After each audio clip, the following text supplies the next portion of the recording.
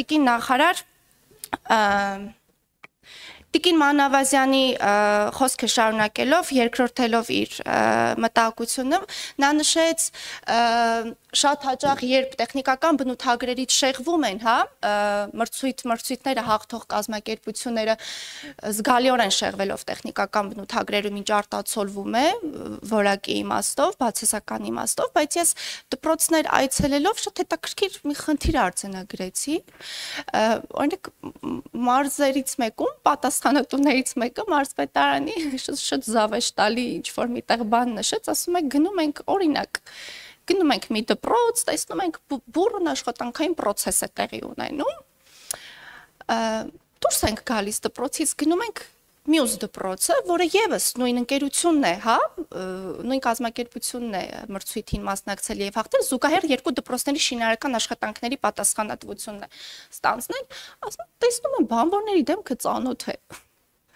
Մինչև ասում եմ մենք A կետից B կետն ենք գնում, շինարարների տեղափոխում են մյուս կետը։ Եվ այստեղ մատնանշում էր մարզային պատասխանատուն, որ մենք նաև ունենք շինարարների դեֆիցիտ, խնդիր, որովհետև այս մասին վարչապետը, եթե չեմ սխալվում, եւս խոսեց վերջերս, որ երբ մենք ստանձնեցինք այս, եթե անունը Բեր դնենք, այս պարտավորությունը գալով նաև իշխանության, նաև մեր նախընտրական ծրագրերի կարևորագույն կետերից մեկն էր դպրոցաշինության ծրագիրը, պարզվեց, որ մենք չունենք բավարար չափով շինարարներ, եւ այն խնդիրը, որը մենք դրել ենք մեր առաջ, այս մասով եւս կա պրոբլեմ։ Եվ չգիտեմ, սա այս լուծումը ինչ ճանապարհով կարելի է լուծման, այսինքն, հա, պատասխանը ես չունեմ իհարկե այս պահին, տկեն նախարարության հետ համատեղ, այսինքն այն ընկերությունները, որոնք կմասնակցեն մրցույթներին առնվազն որևէ կերպ ցույց տան, որ ունեն բավարար չափով շինարարներ, որովհետև ստացվում է նաև ոչ միայն տեխնիկական բնութագրերից շեղումն է դանդաղեցնում այս process-ը, այլ նաև բավարար չափով շինարարների ներգրավվածության խնդիր ունեն, եւ սա երկու տեղ եմ լսել, երկու տարբեր մարզերում եմ ընդ որում լսել, մեկ տեղում չէ, Շիրակում եւ կարծեմ Արագածոտնում։ Սա երևի ավելի շուտ դիտարկում, որը հաշվի առնենք, համատեղ թեկուզ քննարկենք, լուծումը հասկանանք։ Գիտեք, վստահ եմ, գիտեք, հանդիպում ենք դպրոցականների հետ, ուսանողների հետ, բաց դաս ծրագրի շրջանակներում,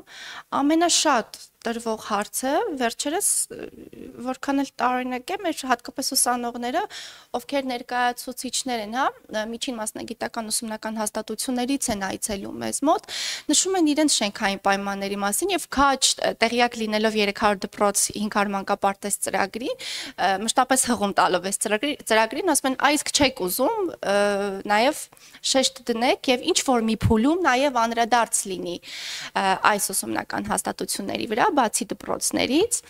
ուսուցիչների կողմից ձեր խոսքից ես հասկացա, որ մենք 26 թվականին եւս մնալու ենք այս տրամաբանության մեջ, այսինքն կոնցեպտուալ առումով փոփոխություն տեղի չի ունենալու ատեստավորման վերաբերյալ, այսինքն կամավորը մնում է կամավոր եւ դեռ չենք գնում պարտադիր ատեստավորման, եթե ես ճիշտ եմ հասկանում։ Ուսուցիչների կողմից պիտի անկեղծ ասեմ, շատ հաճախ այս հարցադրումը ոչ թե հնչում է, ավելի շուտ հնչում է վախվորած, իսկ երբ եք պատրաստվում պարտադիր այս process-ը գնալ պարտադիր, հա, ատեստավորման ճանապարհով, այս հարցն է հնչում ուսուցիչների կողմից, ինչպես նաև խնդրում եմ ինձ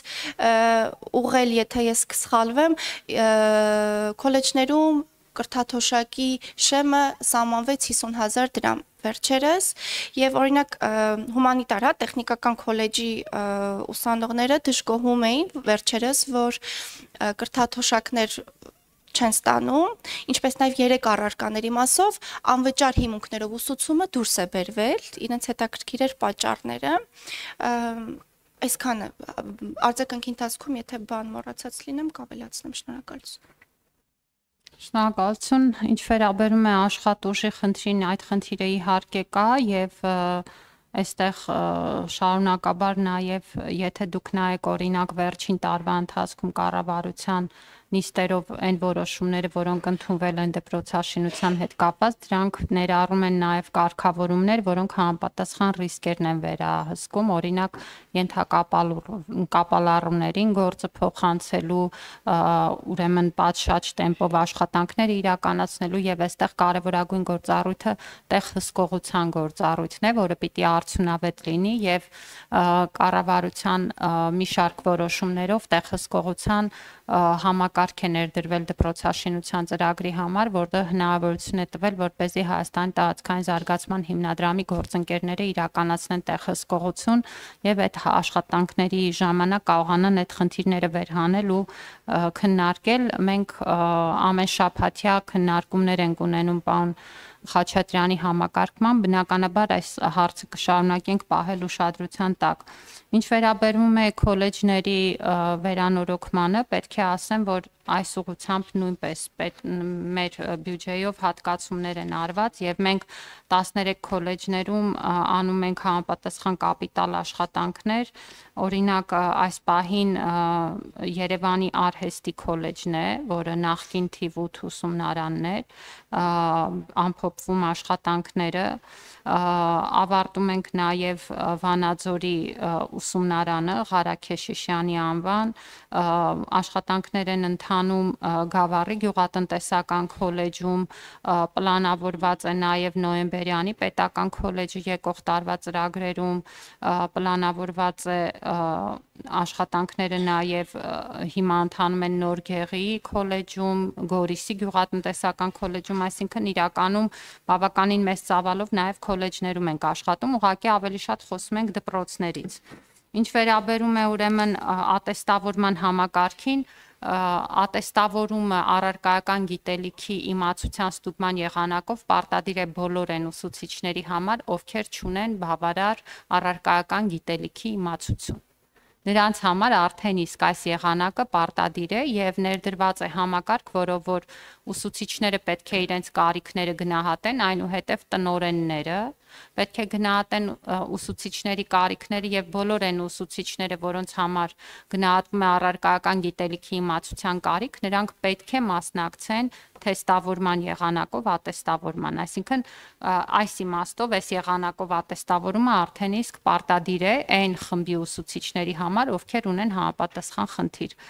Ինչ վերաբերում է ուրեմն հումանիտար տեխնիկական քոլեջին, ես քանի որ ձեր խոսքից հստակ չէր, թե որ առարկաները ու ինչու են վճարովի դարձել, դա մի փոքր այսպես ոչ պարզ ձևակերպում էր, պիտի խնդրեմ, որ գուցե գրավոր դիմեք, մենք հենց քոլեջի հետ աշխատենք, հասկանանք ինչ իրավիճակ է եւ մանրամասն պարզաբանում տանք, շնորհակալություն։